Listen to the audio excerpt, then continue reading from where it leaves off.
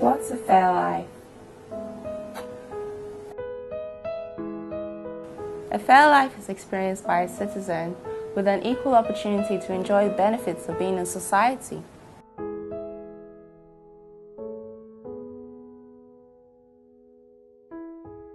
According to research conducted by United Nations, more than half of the world's population live on less than $2 a day, and this is considered the minimum standard for a fair life. Africa as a continent represents a significant portion of those who actually live on less than $1 a day. Fair Life Africa Foundation is a non-profit organization that works with the most impoverished and disadvantaged people in Africa to empower them for a fair life. Our vision is to see a more just and equal society in Africa. We have a mission to empower people through social care initiatives, which is set up to address different issues in society. We work with people of all faiths, genders, races, without discrimination. Fair Life Africa stands for a fairer life for all people by improving the life chances of the most disadvantaged. Fair Life Africa's first initiative is the Care Continuity Challenge initiative for street children. A street child is a child willingly or forcefully sent out of home and is on the street begging while others are in school, or hustling, or maybe helping someone to carry loads and not have a home. Street children are children that run away from their homes to fend for themselves on the streets. We see them hawking when we're in traffic, or begging, or selling different things on the street, wiping our windscreens. We see them every day. Fair Life Africa's first initiative is the Care Continuity Challenge initiative for street children. It addresses the street child phenomenon using 3 stages. That is the care, continuity, and challenge. Care addresses the immediate needs of the child on the streets by providing them with food and shelter temporarily while we assess them for continuity, which is concerned with reconnecting the child with their families for stability. Now, challenge is presented when we are unable to reconcile children with their families, or perhaps if the child's an orphan, and then longer term accommodation and support is required. So the CCC initiative is our 3-stage holistic program. What we just do is to go to the streets and we meet with them, because once they're on the streets, they need help. So once you go to them and you ask them, what's your name? Say, my name is maybe Razak. And say, okay, how are you doing? And because we know what we want for them, the first other question we ask them is that, do you want to go home? Do you miss your parents? They say, I don't want to go home, based on their issues.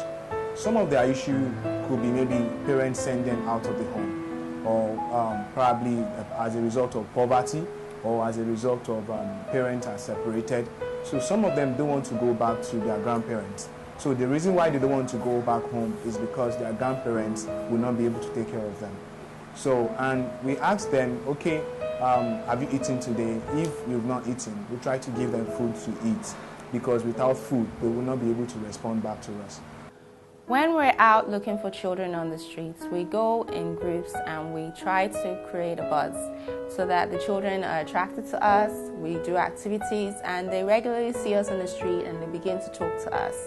That is our outreach strategy, and through this strategy, which started by breakfast and talk, which is something that we did at Karamo Beach in 2011, we engage them in dialogue and we talk to them, and some of the children come apart to tell us their stories, and those who share with us their stories, we later invite them to our center to receive shelter, to take showers, to have meals, and to receive further counseling.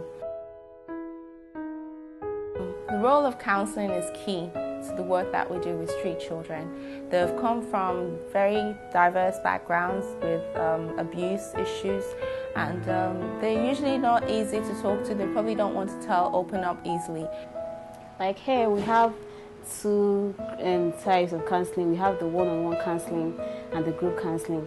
One-on-one counseling is something between me and the child. It's the one as I have with one particular child. So during that process, we try to get to know more about the person, the child, the reason why he left home, and some things happening in his house that he didn't really want to talk to everybody about.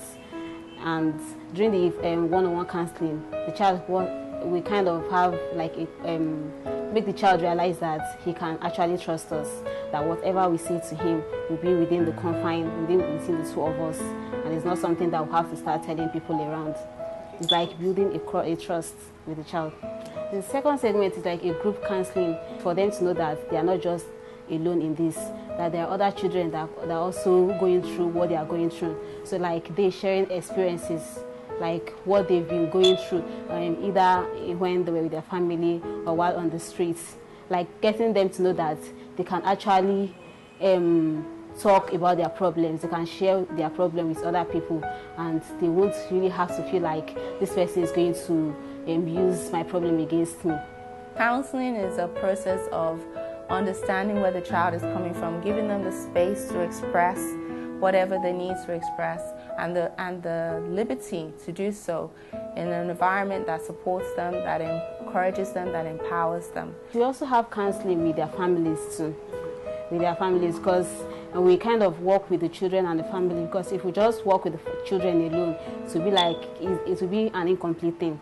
So we have to also counsel their families to also get their view about the children and kind of make them have an understanding between each other. In my opinion, I think it has been effective so far, because during our counseling with especially the family counseling, we got to know that the parents were like amazed that was this why this child left home, because sometimes if you ask them, I don't know why he left home. One of the challenges bridging to their group. They have a group. Some of them because as they have the group, they have someone who actually speaks for them. So if you just go to Oshodi today now and you ask them that you're looking for your son, and they will ask you go and meet Olori, go and meet Olori, and that name could be maybe a small borough, and you wonder, you find a small child who actually they have been appointed to be the head of the still child, and by the time you got there, he will ask you Talenwa. So wait, I say I'm looking for my brother. I say you have to pay. So before you even find your own brother, you have to pay them. So some of the challenges is that they will be smoking, and definitely my clothes, because I need to get myself used to them. So I have to just manage myself to be there for some minutes. And once I can't control myself, I will leave the point and I will talk to them generally to see life in another perspective. And some of them actually pick interest. So they will, after I decide to leave them, one or two of them will run after me that, Uncle Ayo, you said something the other time, I want you to help me. And from there, I already know that is someone who actually has a change in mind gradually. So I build up that interest. I never let that opportunity go waste. So I build the interest to know more about the child, like where do we like to go? Do you want to go back home? Or what you want for yourself? And from there, we pick up the interest. Working with street children is not something one person does or a group of people do on their own. It's something we have to do with the community, because a street child is from the community, and we need to engage the community in rehabilitating the children, in helping the children to find their place back in society. So we need volunteers to come on board and help us. We need people who want to train children to come on board and train the children for us. We need people who want to mentor children to come on board and mentor our children, to give them hope and inspiration about what they can be in society and show them what true leadership is. Through CCC initiative, we've been able to reconcile 15 boys back home with their families, and they're going back to school, and we give the families additional support as needed. We continue to follow up on these children, and we encouraged and motivated to look out for other children out there on the streets who might need our help. This is a very valid work.